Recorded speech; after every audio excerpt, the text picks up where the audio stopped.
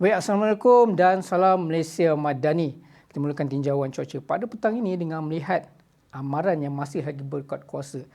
Amaran angin kencang serta laut bergelora yang masih lagi berkuat kuasa bagi kategori pertama melibatkan di kawasan kuning berkenaan, yang mana kelajuan angin boleh mencecah sehingga 50 km sejam dan ketinggian ombak boleh mencapai sehingga 3.5 meter. Dan keadaan ini adalah berbahaya buat semua aktiviti bot-bot kecil dan sukan serta rekreasi laut.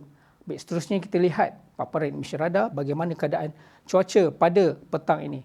Dapat kita perhatikan keadaan cuaca lembap masih lagi berlaku seperti yang kita ramalkan di pedalaman di bahagian Perak, di Selangor, di pedalaman Pahang, Terengganu dan juga di timur Johor.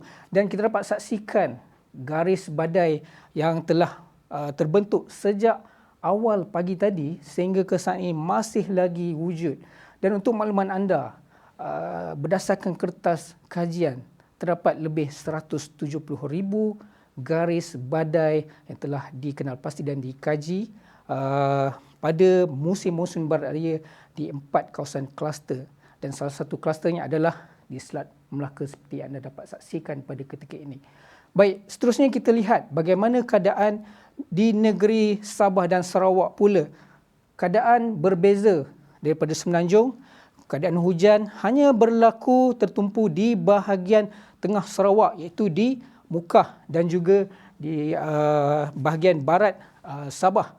Dan keadaan kita jangkakan akan berangsur reda dalam tempoh 1 atau 2 jam saja lagi. Baik, itu saja informasi cuaca yang dapat saya kongsikan buat anda semua. Bagi anda yang ingin mendapatkan informasi lanjut berkenaan dengan cuaca, gempa bumi ataupun iklim, anda boleh layari laman rasmi kami di www.met.gov.my ataupun anda boleh layari media sosial kami di Facebook, Instagram, X dan juga YouTube. Sebelum kita berpisah, kita tinjau dahulu ramalan cuaca bagi bandar-bandar utama dan indeks pencemaran udara di seluruh negara. Saya Muhammad Farid. Assalamualaikum dan salam sejahtera.